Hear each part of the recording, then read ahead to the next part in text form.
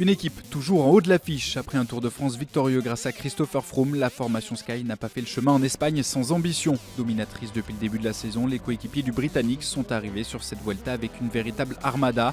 Résultat, sur cette première étape, l'équipe dirigée par Dave Brailsford a une nouvelle fois impressionné, signant au passage un 34e succès dans cette année 2016.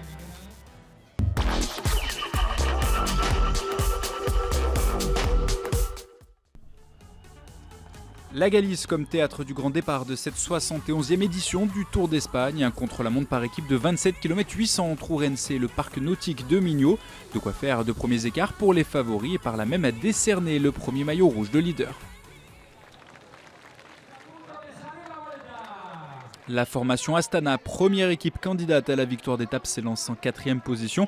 Mais tout va vite se dérégler pour l'équipe kazakh. Miguel Ángel López, le jeune leader colombien, victime d'ennuis mécaniques, oblige ses coéquipiers à l'attendre. Résultat, une possible victoire d'étape qui s'envole.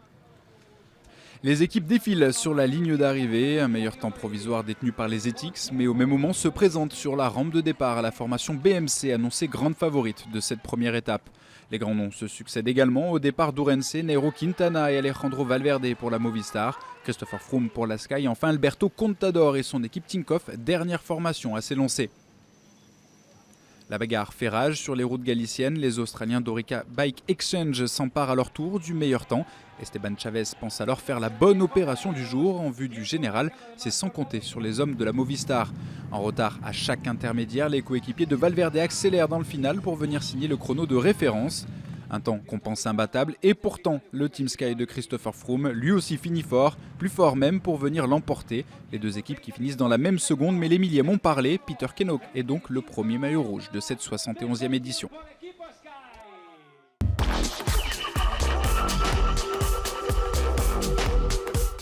Ça a été un contre-la-montre très difficile. Kwiatkowski a été énorme tout le long du parcours. Nous n'étions pas particulièrement confiants pour cette première épreuve. Vous savez, on n'a pas beaucoup couru ensemble cette année, mais nous avons tout donné et ce que nous avons réalisé dans cette étape, le résultat, il est formidable.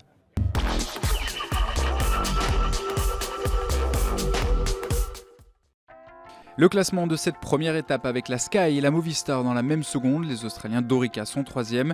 Déception pour la formation BMC qui termine au pied du podium, déception également pour la Tinkoff qui prend finalement la 9e position.